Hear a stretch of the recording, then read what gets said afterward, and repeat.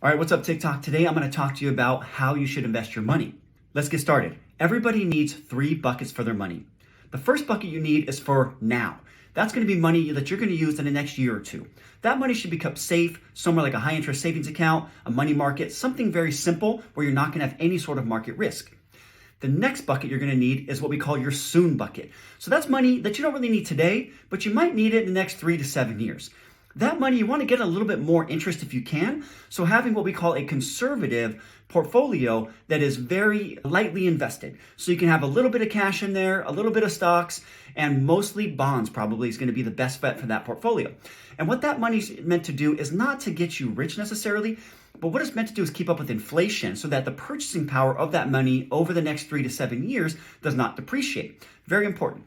And the third bucket you're going to need is your long-term bucket we call later bucket. So the later bucket is meant for that long-term growth.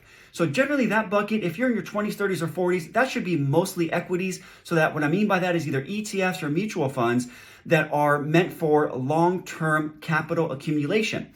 That money could be something like the S&P 500. That's one example. You can also put it in some international funds. But that money needs to be invested in equities so that it keeps up with the cost of inflation over time and extra, because you want that money to grow and compound for you over time.